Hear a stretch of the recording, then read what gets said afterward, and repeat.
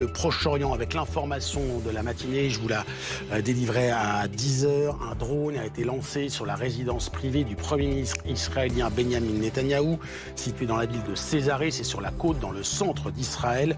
Pas de blessés. Les dernières informations, c'est avec la correspondante de BFM TV dans le pays, Metsa Bessalem. 2 heures après la dite frappe, il y a eu un communiqué du bureau du Premier ministre qui a affirmé qu'effectivement un drone avait visé la résidence secondaire du couple Netanyahou. Communiqué qui précise ni le Premier ministre ni sa femme n'étaient sur place. Alors pour l'instant, on ne sait pas quelle est l'ampleur des dégâts sur cette résidence secondaire des Netanyahou. En tout cas, les témoignages sur place recueillis par la presse israélienne parlent d'une énorme explosion à Césarée. Césarée, cette ville côtière qui se trouve à 50 km de Tel Aviv. Les habitants d'ailleurs qui se demandent pourquoi il n'y a pas eu de sirène d'alerte qui permet aux habitants bien sûr de se réfugier aux abris. Ça arrive de plus en plus régulièrement ces derniers jours et ces dernières semaines en cas d'attaque de drone. Pourquoi ?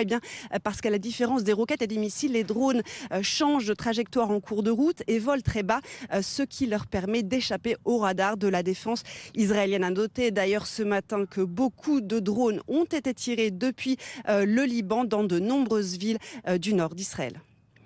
Bonjour David Rigoulet-Rose, merci d'être dans le Live Week-end en direct. Vous êtes chercheur associé à l'IRIS, spécialiste du Moyen-Orient. On a beaucoup dit, on va y revenir dans un instant, que la mort de Yahya Sinwar, le chef du Hamas, pouvait faire basculer la situation dans un côté moins dramatique et plus pacifique. Ce tir de drone, en attendant d'en savoir plus, est-ce que ça prouve qu'on est loin d'un apaisement dans la région ? Ah oui, on est loin d'un apaisement. De toute façon, même le Premier ministre, en annonçant l'élimination de Yahya Sinwar, avait considéré que c'était ça soldait en partie les comptes, mais que le conflit était loin d'être terminé. De toute façon, en plus, il y a la problématique des otages qui demeure. Et puis au nord, Tsahal est engagé dans une opération de grande ampleur. Et donc là, se pose la question effectivement de la sécurisation de l'espace aérien, puisqu'il y a un système multicouche en Israël. C'est pas uniquement le dôme de fer. Le dôme de fer, c'est pour les roquettes. Il y a la fronde de David pour les missiles de croisière et puis le système Arrow pour les missiles balistiques. Mais effectivement, comme vous le soulignez, la problématique des drones est spécifique parce qu'ils ont la possibilité effectivement d'une navigation aléatoire et surtout en volant très bas de pas forcément être détecté. Ça se multiplie, ça veut dire que il y a effectivement de nombreux endroits en Israël qui sont exposés et là il se trouve que le choix est pas un hasard. C'est évidemment un choix très politique et symbolique, celle de la résidence, c'est la grande villa privée du Premier ministre sur la côte, dans la station balnéaire de Césarée. Donc c'est un signal effectivement que que le Hezbollah est en capacité de cibler précisément effectivement un certain nombre de sites. Quand on parle du Hezbollah, on parle forcément de l'Iran. Première réaction du guide suprême iranien, l'ayatollah Khamenei, qui évoque, en faisant référence à la mort de Yahya Sinwar, une perte douloureuse, mais il affirme que le Hamas est vivant et le restera. Est-ce que ça veut dire, selon vous, que le soutien iranien au Hezbollah reste entier ? On imagine que oui, mais est-ce que ça signifie que le Hezbollah va continuer, malgré les opérations israéliennes, à tirer ses roquettes ? Est-ce que ça change fondamentalement la donne ?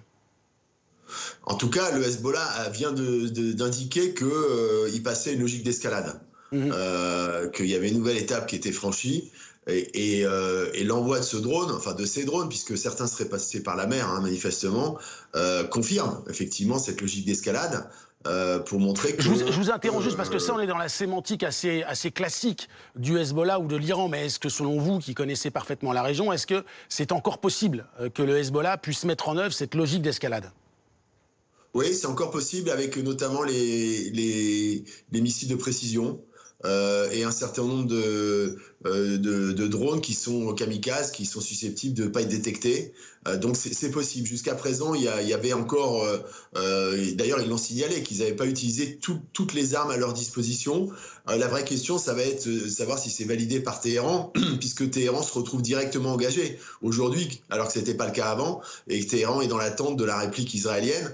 Mais on peut penser que les choses sont loin d'être apaisées. Et toujours pas de cessez-le-feu, toujours pas de libération des otages. Il va falloir s'habituer à répéter ce type de phrase.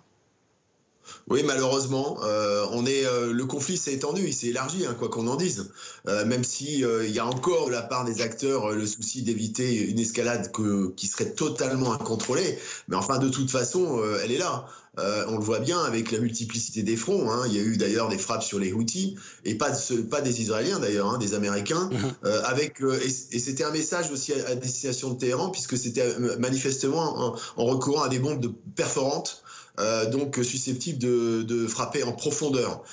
Donc c'est un message destiné clairement à Téhéran.